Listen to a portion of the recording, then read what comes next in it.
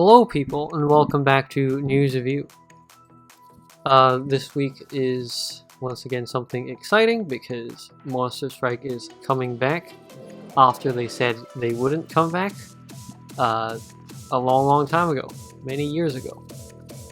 But they're back, and every single card has a paralease in the original diamond seal, which is very nice. And then the free characters have also gotten buffed, but we'll get into that later. First off, the team skill for every Monster Strike card when the leader is a Monster Strike character and equipped with the Dragonary Croft that is the one that imitates the gameplay within the Monster Strike game. The Croft apparatus will be fully charged, and then the attack of Monster Strike member is times 1.5. So that's just like a kind of like, if you need to activate your Draconic at the start of the stage, then I guess that's like useful. But I mean, since they don't have any like Draconic skills, they're just like your plain old original, you activate your Draconic and get the effects of it. This isn't really that useful, I don't think. The times 1.5 is nice, but you know, honestly, like, your typical stat boosters can probably surpass this 1.5. So there's no particular emphasis for like a Monster Strike team, like a full Monster Strike team, but yeah. So first off, Lucifer, Monster Strike Lucifer. Okay, I'm gonna preface this. A lot of the characters will overlap with what TOS has. I'm just gonna call them by their name. And then in the future, if there's any confusion, I mean, oh well. That's just how the game is. Lucifer, Dark Elf. Team attack times 7, which is... Okay, so the thing about Lucifer is that people have been saying he has a relatively low attack multiplier, which I don't know if that's going to be a problem because you can just like stuff a couple of stat boosters in there. And there is one that's actually like kind of especially suits her, but I'm not sure how good that will be. HP recovery times 1.6. This is okay, although you won't get to like a ridiculous amount of HP. Monster Strike members and elves attack times 2.5 additionally. So basically you can put elves and Monster Strike members in her team. And then by dissolving 2 or more types of moonstones, team attack times 2 additionally. That's pretty good. For every group of moonstones dissolved in the first batch, 1 enchanted heart will be generated, and then all dropping heart in the first batch will be adjacent. And then extend moonstone time regardless by 3 seconds on both sides. That's 6 seconds, which is actually pretty good. On to her team skill. When she only has Monster Strike members or elves, heart has 4 times the effective attribute of Moonstone, so if she operates on heart mainly, the team has a 40k shield, and then it refreshes when you enter the next wave. There is no other way to refresh this shield, which is one of the things that people have also said is kind of a shame, because you can't, like, when you have to be stuck in a wave, right? For example, just like a simple tumbler, right? That like a tumbler 25%, you have to stay there for 4 rounds, and with the attack of enemies nowadays, like a 40k shield isn't going to really cut it, and then Lucifer doesn't have any damage reduction, so this is, you know, kind of an awkward point. So yeah, she ignores burning, which is good. If a burn position is touched, team attacks on 1.5 additionally. That's fine. Don't count on it. Damage will be dealt regardless of defense, a good utility to have sometimes. And then when you use the character moonstone of a Monster Strike member, the member enters a hyper state for 2 minutes. So this instead of fatigue. Pretty good. When a character moonstone is triggered and moonstone ends in the column below her, at the end of the round turn that column into Dark Elf runestones. This doesn't, like, well, originally, like, people thought that she could just be like brought into another team, but you need to have Lucifer and 4 more Monster Strike members in the team. So this I don't really foresee being used like all that much because, you know, at some point you'll have to bring in like other members, right? And this is the same old as above. Next up is her active. So some actives, no, all actives of all 7 of these cards now have phase 1 and phase 2, which corresponds to how gameplay works in Monster Strike, where like I think you get like a stronger version of the skill by waiting.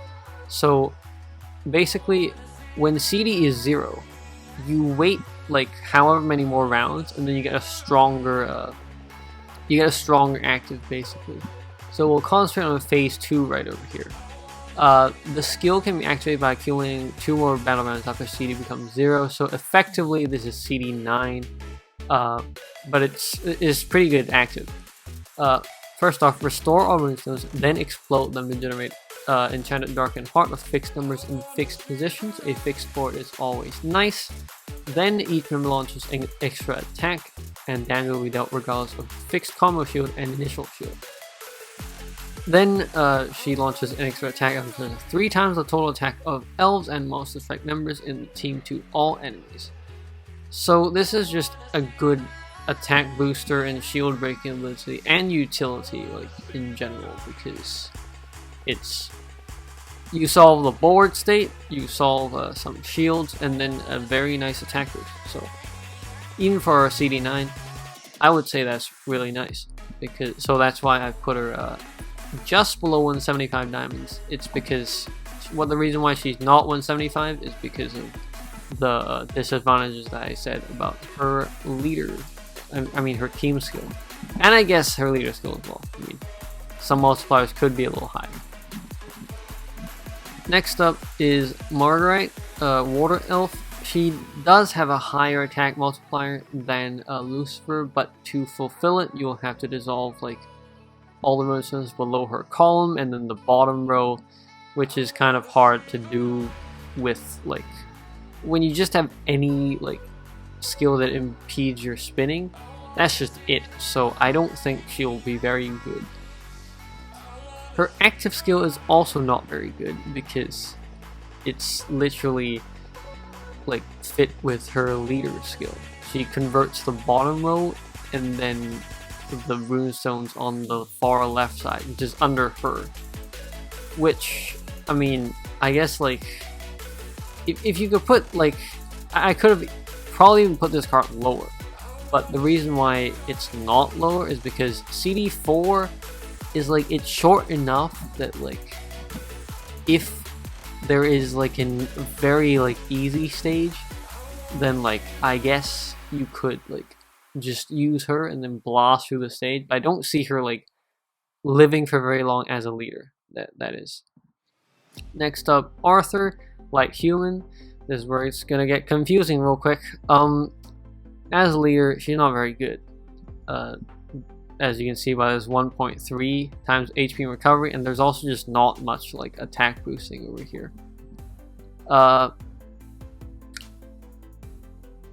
This is kind of special, I guess. I'll talk about it. When the character is triggered and you ended below Arthur, then turn the columns below Monster Strike members into enchanted light runestones according to the current number of enemies, which is kind of like a weird thing, but you know, we'll go with it. Her active CD5, well, CD9 really, for phase 2.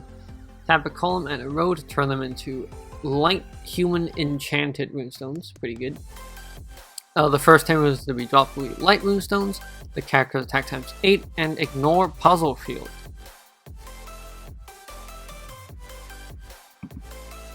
At this point, like, there are way too many light human characters that can ignore puzzle shield. So if you have like any other light human character that can already ignore puzzle shield, just don't use Arthur. Like, Arthur is like pretty bad in the light human puzzle shield department. But you know, if you're coming back and like, this seal is powerful. Okay, just by itself, you can build a team out of it. But no, Arthur is not it. I think she was originally intended to be a jackpot, I don't know how like seals worked back in the day, because there's not even 8 cards in here, but she's just not good. Next up, Agnamut, Fire God, CD9 technically. Turn all runestones into enchanted runestones. For 1 round, ignore Black Hole. This is pretty special, so you want to get one of them. Yep. For 1 round, ignore Black Hole. This is pretty special, so you probably want to get one of this card. You have God Trail, which is pretty good as well, because like any sort of trail can ignore massed runestones. And then the character launches an extra attack as much as 10 times its attack, ignoring defense and initial shield. That's pretty good. And then when you use a character runestone and stop below her, then she launches 6 extra attacks as much as 30% of its attack to the enemy that has the lowest current HP. Pretty good. Next up, Tini, Earth Elf, CD8. Deal a Darken Earth damage of 1,800 times the character's attack to all enemies regardless of defense, enchanted runestone shield, and fixed combo shield. Do I see this coming in handy sometimes? Maybe, if there's like an enemy that has precisely like that amount of HP, but in general, not really. This like the team skill is just like when you use a character under a character, it's just they launch extra attacks. Basically, is what this is. Harley, Dark Demon, CD 10 technically. By choosing, you can choose an attribute on the magic circle elements, and then you can alter the attributes of all enemies into the selected attribute. This is actually pretty useful. Anyone who has played with a Tingui can attest to that. The fact that you can self-select what attribute the enemy becomes is quite nice. Greatly increased dark damage dealt to enemies of that attribute, and then she launches an extra dark attack as much as 5 times its attack. That's pretty good. That's why she's a little bit above 5 diamonds.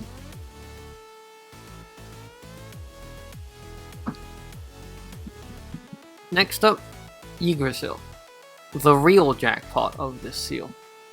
Earth Elf, CD9. Clear all additional effects in play. Oh my god. This is the second Earth card in existence to have a stat clear, while like all the other attributes have like insane amounts of stat clears. That may be wrong, but this is this like there might be an attribute that's like just as bad as Earth, but this is the second card that can stat clear. So really, really valuable. And then for 1 round, runestones can be dissolved by aligning 2 or more of them in the first batch. This is just a good skill, and its synergy with Lucifer, so plus points for that. And then all damage can overpower the enemies. That's basically a 1.5 times attack boost, I believe. And then here, each member launches an extra non-attributive attack. This is the most important thing. This can be used for so much cheese. It's just that this card has been like extinct for so long that nobody's been actually using it for cheese, but now that it has finally come back, like you can use it to cheese so much. I believe someone uses it to cheese quintet attack shields. Yeah. I think quintet attack shields don't allow any damage except like non-attributive damage. So this card can just like cheese a lot. So that's why I put her like on par with Lucifer. When a character runestone is triggered and then you move it below her, then Yggdrasil launches an extra non-attributive attack as much as 50% of its attack. Probably not going to be that useful, but hey, there we go. Alright, that's all the seal cards. If you're looking for leaders, like uber strong leaders, no, this isn't the seal for you. If you're looking for uber strong members, yes. Like, out of the 7 cards here, except for Margarite, who the hell is that again? Yeah, Margarite and Arthur, like the other 5 have pretty stellar actives, and Lucifer is like a decent leader, I would say. So yeah, if you have diamonds, definitely pull. Yggdrasil, again, the real jackpot of this series. Moving right along. Skill buffs to free cards of the previous Monster Strike. What am I saying? Skill buffs to the free Monster Strike cards. First off, Susanu, Water God. If there are 2 or more Monster Strike members in the team, burning will be nullified, and when a burn position is touched, team attack times 1.5. Additionally, this is okay, but like the main point is you gotta bring another Monster Strike character for him to ignore burning, right? So, I mean, the only other Water God character is also in here, and they're not very good. So, yeah, I don't think this card is that good. But since you're gonna ignore burning, I guess it's fine. I mean, Water has some cards that can ignore burning already. So, I don't think any of them are Water God though. So,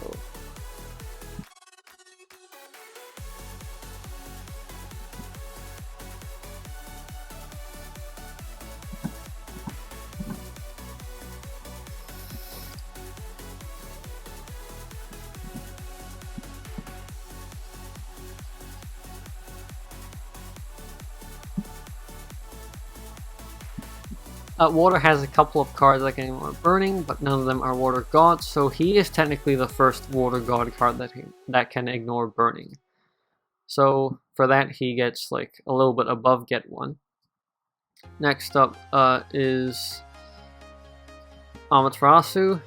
This Amaterasu is really bad, honestly. Because, I mean, maybe she's CD10 like for the memes, but her active sucks.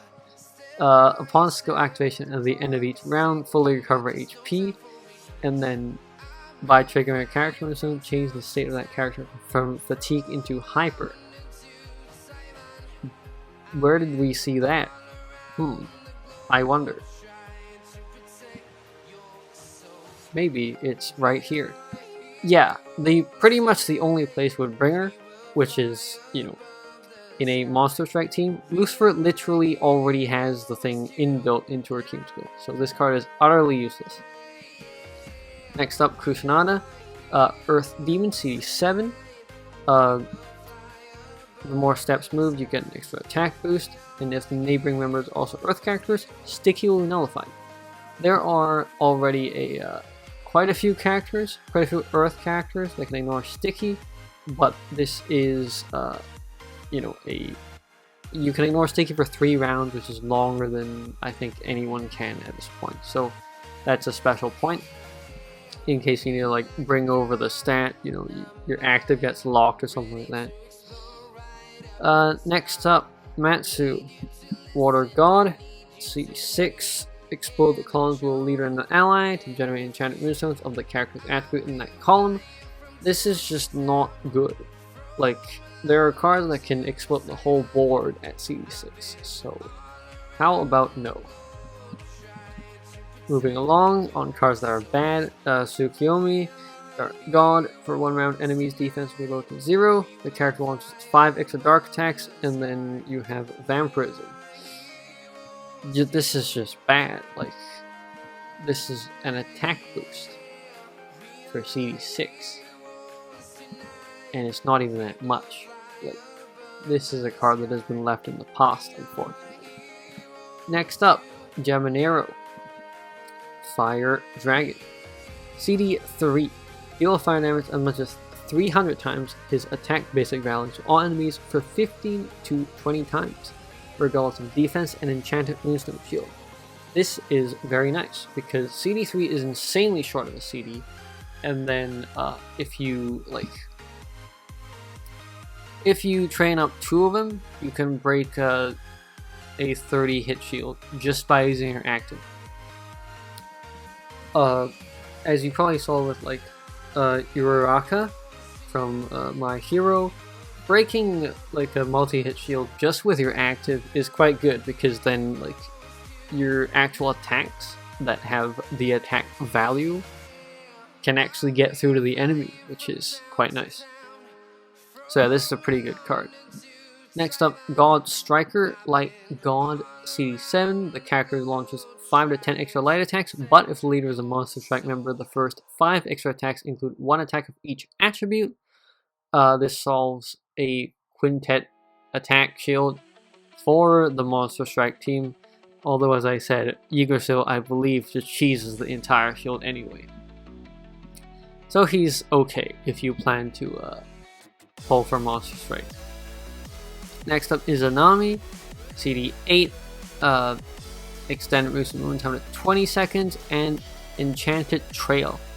Enchanted Trail is always like, you know, somewhat useful, so I put her like a little bit above Get 1. This last point doesn't really matter. And then last but not least, for once, Karū, Water Human. Turn the first 10 runestones touch while moving into Enchanted Water Human runestones. That's fine. The character's attack equals 5 times total water attack of the team. That's pretty good. And no attacks can be launched by other water members. This counters like stuff like, I don't know what the shield is called, but like when a character attacks, then you get like 10k damage reflected on each character that attacks or something. You activate this, you only get 1 character attacking instead of the whole team, so pretty valuable. And then this is a separate mission. I don't believe this is from the collab. You have the Blade. Okay. Wait a minute. Hold on. See, what? Skill level 30. Okay, well, I think this might be like one of those ridiculous cards again that they're trying out to have like insane skill levels. But yeah, skill level 30, CD8. Damage received from the enemy's counterattack minus 60%. Extend movement time regardlessly by 1 second, and your recovery becomes 0. This is a stat booster. Very weird one. And because of that, you should get one of them. Like a stat booster that's like team recovery becomes 0. Just straight up. I mean, yes, you already have like Cassandra, but this weird card might come in handy someday. I'm not sure. Likely, weird cards never come in handy, but when they do, they come in very handy. So, yeah. That is it for this week's news review. Monster Strike should be out, actually, by the time this video is out. So, yeah. That is it for this week's news review, and I'll see you in the next video. See ya!